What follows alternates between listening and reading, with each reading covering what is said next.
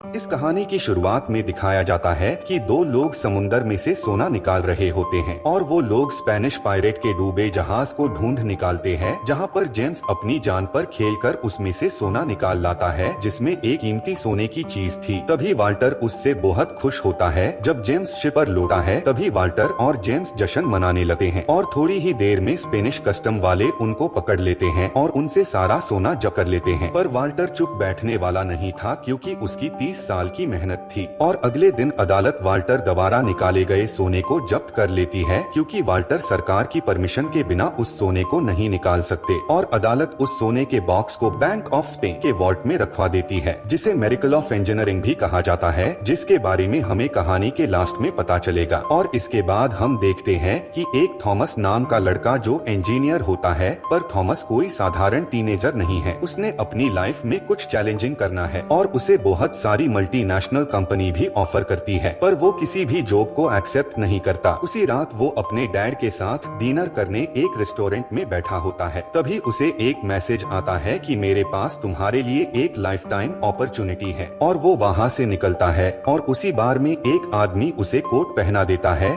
जिसकी पॉकेट में एक कार्ड और एक कॉइन होता है। वो उस कार्ड पर लिखे एड्रेस पर पहुँच जाता है जहाँ उसे एक लड़की मिलती है और वो उसे अपने साथ ले जाती है और एक टेबल पर बैठने को बोलती है। तभी वहाँ पर एक आदमी आता है जिसका नाम वाल्टर है, जो कि एक बिजनेसमैन है। वो उसे जॉब ऑफर करता और उसे बोलता है कि मैं चाहता हूँ कि तुम बैंक ऑफ स्पेन के लॉकर को खोलने में मेरी मदद करो। तभी वाल्टर उसे कहता है कि हम इस वॉल्ट के बारे में कुछ नहीं जानते कि यह कैसे काम करता है, इसे कैसे खोला जा सकता है। मुझे उम्मीद है कि तुम इसे खोलने का जरूर कोई न कोई तरीका ढूंढ लोगे। तभी वाल्टर उसे टिकट देकर वहाँ से चला जाता है और थॉमस उसके ऑफर को एक्सेप्ट कर लेता है और स्पेन पहुँच जाता है, जहाँ उसे एक लड़की लेने आती है जिसका नाम था लोरेन। वो उसे अपने ठिकाने पर ले जाती है जहाँ थॉमस वाल्टर से मिलता है और वो उसे अपनी टीम से मिलवाता है। पहले हम क्लोज को देखते हैं जो एक कंप्यूटर हैकर है। इसके बाद आता है जेम्स जो 10 साल से वाल्टर के साथ था और उसका दोस्त भी है। जेम्स ही इस टीम का लीडर है। तभी वहाँ साइमन आता है जो कि किसी भी चीज को आसानी से अरेंज कर सकता है। और लास्ट में हम देखते हैं कि वो लड़की जो कि हाथ की सफाई करने में बहुत तेज है। इसके बाद वाल्टर थॉमस को उस बॉक्स के बारे में बताता है जिस बॉक्स को उन्हें उस वॉल्ट में से चुराना है। इसके बाद वो सभी अपने काम पर लग जाते हैं और वो हैकिंग से बैंक के सिक्योरिटी कैमरा हैक कर लेते हैं। इसके बाद वाल्टर उन्हें बैंक के सिक्योरिटी सिस्टम के बारे में बताता है कि हमें बहुत ध्यान से बैंक के अंदर घुसना होगा क्योंकि बैंक के सभी रास्तों पर कैमरा और सेंसर सिस्टम है, जिसके बजते ही वो लोग पकड़े जाएंगे और वहाँ पर मौजूद गार्ड उन पर अटैक कर देंगे। इसी के साथ वो अंदर जाने का रास्ता भी निकाल रहे होते हैं और उनके पास अंदर की कुछ चीजों के स्केच भी थे, पर उन्हें वॉल्ट के बारे में बस इतनी ही जानकारी थी कि उसको खोलने के लिए 2 चाबियां और एक गुस्टावो मरीना का थंबप्रिंट लगेगा। इसी के बाद वो अपने प्लान के मुताबिक बैंक में जाने के लिए तैयार हो जाते हैं जहां पर उन्हें उन चाबियों को ट्रेस करना था। पर शुरुआत में ही उन्हें पता चलता है कि जेम्स जो कि इंटरपोल डाटाबेस से पहले से ही कनेक्टेड है और वो पकड़े जाएंगे। तभी अंदर जाने के लिए थॉमस तैयार हो जाता है क्योंकि जेम्स के अलावा सिर्फ वो ही एक मैग्नेटोमीटर डिवाइस को यूज करना जानता है। अगले ही दिन वो दोनों सफाई करने वालों की ड्रेस पहनकर अंदर घुस जाते हैं और दूसरी तरफ लॉरेंस एक इंश्योरेंस ऑफिसर बनकर बैंक में एंटर कर जाती है जिसका काम चेयरमैन के रूम में लगी पेंटिंग को वेरीफाई करना है। क्लोज बैंक के हैक किए हुए कैमरे में से देखकर उन्हें रास्ता बता रहा होता है। पहले साइमन कंट्रोल रूम में जाकर हैकिंग डिवाइस को इंस्टॉल कर देता है और इसकी मदद से क्लोज अब सारे कैमरों को हैक करके कंट्रोल कर सकता है। तभी दूसरी तरफ लॉरेन रूम में जाकर पेंटिंग को स्कैन करती है और क्लोज उसे रिकॉर्ड कर लेता है और उस वीडियो को हैकिंग की मदद से कंट्रोल रूम में बैठे गार्ड को दिखा रहा होता है और इतने में लॉरेन लॉकर में से चाबी निकालकर उसे ट्रेस कर लेती है। तभी वहाँ बैंक का चेयरमैन आ जाता है। इसके बाद लॉरेन दूसरी की को स्कैन करने लग जाती है और दूसरी तरफ हम देखते हैं कि थॉमस जो कि सफाई करने के बहाने मीटिंग रूम में घुस जाता है जो कि वॉल्ट के ठीक ऊपर का रूम है और वो अपने डिवाइस को सेट कर देता है। पर उसी वक्त कुछ लोग वहाँ पर आ जाते हैं और तभी वो डिवाइस काम करना बंद कर देता है। इसको ठीक करने का सिर्फ एक तरीका था, उन्हें तुरंत पावर का झटका देना होगा और ऐसा करने के कारण फायर अलार्म ट्रिगर का खतरा होता है, पर और कोई चारा भी नहीं और तभी अलार्म ट्रिगर हो जाता है। इसके बाद बैंक को लॉक कर दिया जाता है ताकि कोई भी आदमी बैंक से बाहर न जा पाए और वहाँ लॉरेन दूसरी चाबी को स्कैन कर लेती है और जब उसे वापस रखने लगती है तभी वहाँ चेयरमैन आ जाता है और वो उसे वहाँ से ले जाता है और दूसरी की लॉरेन के पास रह जाती है। और जब लॉरेन सीढ़ियों से उतर रही होती है तभी वो बड़ी होशियारी से उसको थॉमस के पास फेंक देती है और थॉमस सफाई करने के बहाने उस की को लॉकर में वापस रख देता है और वहाँ से निकल जाता है। इसके बाद वो सभी अपने ठिकाने पर पहुँच जाते हैं और उस डाटा को देख रहे होते हैं जो उन्होंने उस मशीन के जरिए स्कैन किया था, पर उन्हें यह नहीं पता चल रहा होता कि ठीक वॉल्ट के ऊपर वाला हिस्सा जो धुंधला दिखाई दे रहा है आखिर वो है क्या। कुछ समय तक थॉमस देखता रहता है और आखिर उसे पता चल ही जाता है कि यह हिस्सा पानी से भरा हुआ है।